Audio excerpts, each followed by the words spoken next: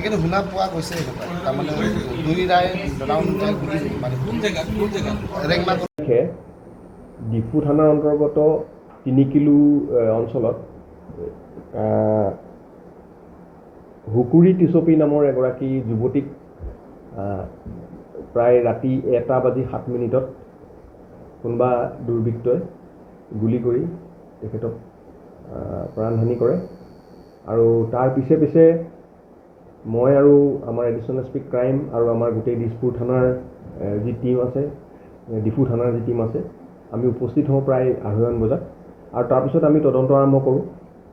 আমি আমাৰ technical support আৰু আমাৰ তদন্তৰ কালত আমি প্ৰথমতে 2জন যুৱকক আমি কৰায়ত্ব কৰোঁ। তেওঁলোক হ'ল মুকৰাং তেৰাং আৰু ৰাংচিনাথ ৰংপি। তেখেত দুজনক আমি প্ৰথমতে কৰায়ত্ব কৰাৰ পিছত তেওঁলোকক আমি সোধপোছ কৰাৰ পিছত আৰু এজন ব্যক্তিক আমি যোৱা নিশা আমি কৰায়ত্ব কৰোঁ। তেখেতৰ নাম প্ৰবীণ ৰংপি আৰু তিনিওজনকে আমি কৰায়ত্ব কৰাৰ পিছত আমি যোৱাকালি সোধপোছ কৰাৰ পিছত বিতং তথ্যটো আমি গম পাওঁ। মুকৰাম নামৰ ব্যক্তিজনে যিটো পিষ্টলেৰে গুলি মাৰিছিল সেই পিষ্টলটো দি পেলাই এখন বাৰীত লুকুৱাই থৈছিলে।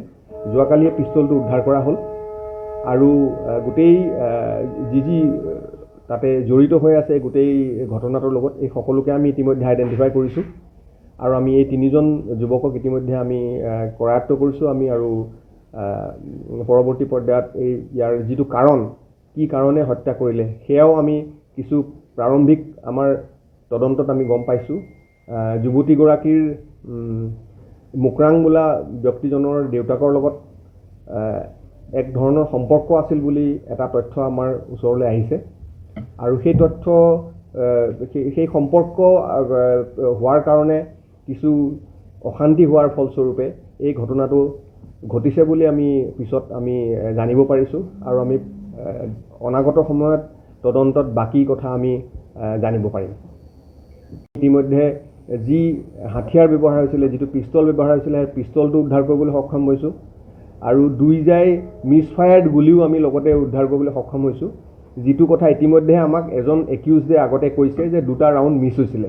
সেই 2টা ৰাউণ্ডো আমি উদ্ধাৰ কৰিবলৈ সক্ষম হৈছোঁ আৰু ঘটনাস্থলীৰ পৰা আমি যিটো ৰাউণ্ড ফায়াৰ হৈছিলে সেই ৰাউণ্ডৰ এম্পটি কেছো আমি ইতিমধ্যে উদ্ধাৰ কৰিবলৈ সক্ষম হৈছোঁ। মানে সম্পূৰ্ণ পাৰিবাৰিক সংঘাতৰ সংঘাত এই হত্যাকাণ্ডটো হৈছিল। হয়,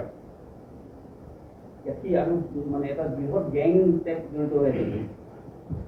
আমি এতিয়ালৈকে কেইবাজনো মানুহৰ নামো পাইছোঁ এই গোটেই কনস্পিৰেচিটোত। আমি সকলো তথ্য এতিয়া জনাব বিচৰা নাইকিয়া কাৰণ কিছু লোক ধৰিবলৈ বাকী আছে আৰু হয়তো নতুন কিবা এংগলো আহিব পাৰে। গতিকে আমি 5-6জন মানুহক ইতিমধ্যে আইডেণ্টিফাই কৰিছোঁ আৰু বাকী তদন্তৰ কালত কিবা নতুন থাকিলে আপডেট আপোনালোকক দিম। আমি গম পোৱা মতে হাথিয়াৰটো তেওঁলোকে ডিমাপুৰৰ পৰা আনিছে বুলি গম পাইছোঁ। মুকৰাঙৰ পিতৃৰ সৈতে যিটো সম্পৰ্ক আছিল বুলি কৈছে আপুনি, গতিকে এই গোটেই ঘটনাটোত মুকৰাং তেৰাং জড়িত থাকিব পাৰে। মুকৰাং জড়িত আছে, হয়, মুকৰাং জড়িত আছে। মুকৰাঙে ফাইনেন্স কৰিছে বুলি আমি গম পাইছোঁ। মুকৰাঙে পিষ্টলটো কিনিবৰ কাৰণে পইচাৰ যোগানো মুকৰাঙে ধৰিছে বুলি আমি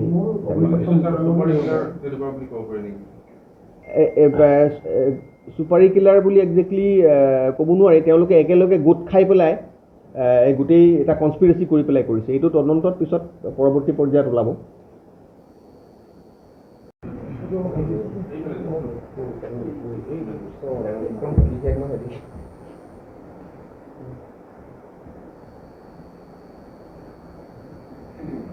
শকত ধনৰ তেওঁলোকক প্ৰলোভন দিয়াটো আমি এতিয়ালৈকে জানিব পাৰিছোঁ। হয়, হয়, আৰু এতিয়ালৈকে যি খৰচ হৈছে সেই খৰচো সকলোবিলাক মুকৰাঙেই কৰিছে বুলি আমি আমাৰ তদন্তত আমি পাইছোঁ।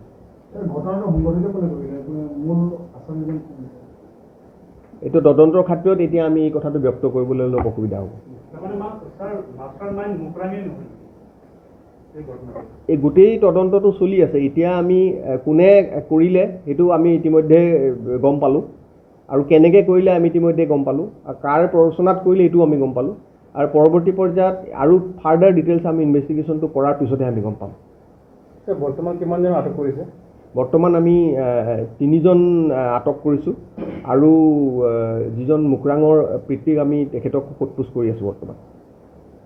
মুক্ৰাং কেৰাং, ৰামচিঙা ৰংপি আৰু এজন প্ৰবীণ ৰংপি প্ৰবীণ ৰংপি। হয়।